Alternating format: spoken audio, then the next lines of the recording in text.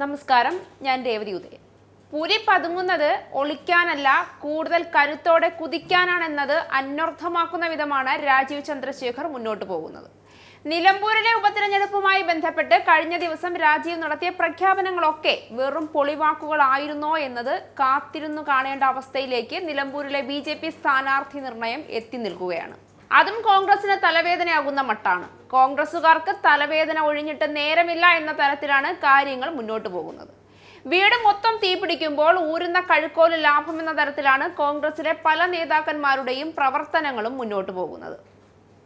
നിലമ്പൂർ ഉപതെരഞ്ഞെടുപ്പ് ഒരു അനാവശ്യ വിഷയമാണെന്ന് ചൂണ്ടിക്കാട്ടി രാജീവ് ചന്ദ്രശേഖർ കഴിഞ്ഞ ദിവസം ഉപതെരഞ്ഞെടുപ്പിൽ സ്ഥാനാർത്ഥിയെ നിർത്തുന്നില്ല എന്നുള്ള നിലപാടിൽ എത്തിയിരുന്നു.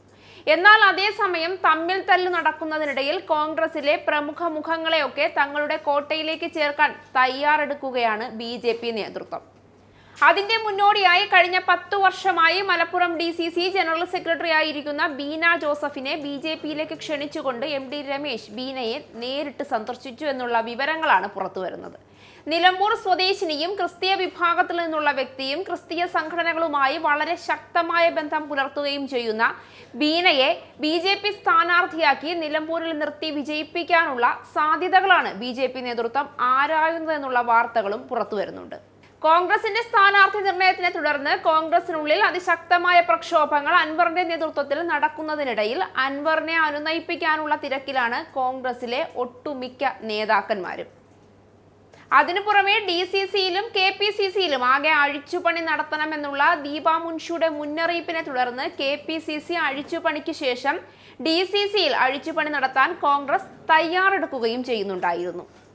10 വർഷത്തോളമായി DCC ജനറൽ സെക്രട്ടറി സ്ഥാനത്തിരുന്നിട്ടും ബീന ജോസഫിന് അർഹമായ പരിഗണന കിട്ടിയില്ല എന്ന കാര്യം ചൂണ്ടിക്കാട്ടിയാണ് BJP തങ്ങളുടെ കോട്ടയിലേക്ക് ബീനയെ ചേർക്കാനുള്ള ശ്രമം നടത്തുന്നത്. ഇത്രയും വർഷത്തെ നേതൃപാഠവും അഭിഭാഷക വൃത്തിയിൽ പ്രവൃത്തി പരിചയവും ഒക്കെയുള്ള ബീനയെ പോലെ ഒരു വ്യക്തിയെ കോൺഗ്രസ് തഴയുകയാണെന്നുള്ള വാദം ഉന്നയിച്ചുകൊണ്ട് ബീനയെ മുൻനിർത്തി നിലമ്പൂരിൽ വോട്ടു നേടി വിജയിക്കാൻ കഴിയുമോ എന്നുള്ള സാധ്യതകളാണ് BJP നേതൃത്വം പരിശോധിക്കുന്നത്. എന്നാൽ ഇതൊന്നുമല്ല സംഭവം. കേവലം വ്യക്തിബന്ധത്തിന്റെ പേരിൽ തന്നെ സന്ദർശിക്കുക മാത്രമാണ് BJP നേതാവ് ചെയ്തത് എന്നും താൻ ആ പാർട്ടിയിലേക്ക് പോകുന്നതിനെ പറ്റി അനുകൂലമായ നിലപാട് സ്വീകരിച്ചിട്ടില്ല എന്നും ബീന മാധ്യമങ്ങളോട് പറയുമ്പോഴും നിലമ്പൂരിൽ തന്നെയുള്ള പല പ്രമുഖ കോൺഗ്രസ് നേതാക്കന്മാരെയും തങ്ങളുടെ ഭാഗത്തേക്ക് ചേർത്തുകൊണ്ട് നിലമ്പൂരിൽ ഒരു തട്ടകമൊരുക്കാനുള്ള തയ്യാറെടുപ്പിന് BJPയും ഒരുങ്ങുന്നു എന്ന വിലയിരുത്തലാണ് രാഷ്ട്രീയ നിരീക്ഷകർ നടത്തുന്നത്.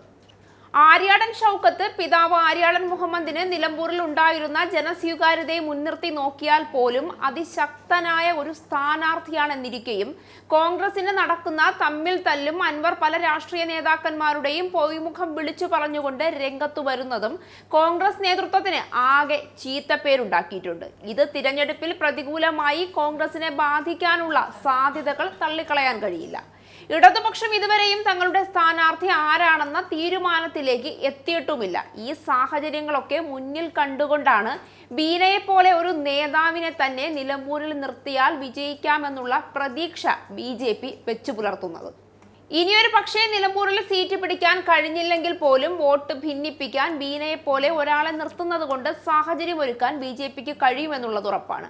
കോൺഗ്രസിന്റെയും കമ്മ്യൂണിസ്റ്റിന്റെയും വോട്ടുകൾ ഭിന്നിപ്പിച്ചാൽ തന്നെ നിലമ്പൂരിൽ രാജീവ് ചന്ദ്രശേഖറിന്റെ കണക്കുകൂട്ടലുകൾക്കും കളികൾക്കും ഒരു അങ്കത്തട്ട് നിലനിൽക്കുന്നുണ്ട്. നിലമ്പൂർ ഉപതെരഞ്ഞെടുപ്പിൽ തന്ത്രപരമായ നീക്കവുമായി BJP DCC general secretary Beena ജോസഫിനെ പാർട്ടിയിലേക്ക് എത്തിച്ച് മണ്ഡലത്തിൽ സ്ഥാനാർത്ഥിയാക്കാനാണ് BJP നീക്കം നടത്തിയത്. BJPയുടെ മുതിർന്ന നേതാവ് MD രമേശാണ് ബീന ജോസഫുമായി ചർച്ച നടത്തിയത്. ഇക്കാര്യം ബീന തന്നെ മാധ്യമങ്ങളോട് പറഞ്ഞതോടെ പ്രതിപക്ഷ നേതാവ് VD സതീശൻ വിഷയത്തിൽ ഇടപെട്ടു. ബീന ജോസഫുമായി പ്രതിപക്ഷ നേതാവ് സംസാരിക്കുകയും UDF സ്ഥാനാർത്ഥി ആര്യാടൻ ഷൗക്കത്തിന് വേണ്ടി രംഗത്തിറങ്ങാൻ ആവശ്യപ്പെടുകയും ചെയ്തിരിക്കുകയാണ്. എന്നാൽ കാലമറിഞ്ഞു കളിക്കാൻ രാജീവ് വരുമ്പെട്ടിറങ്ങുമ്പോൾ ബീന കോൺഗ്രസിന്റെ അടുത്ത സമ്മർദ്ദമാകുമോ എന്ന് കണ്ടറിയാം.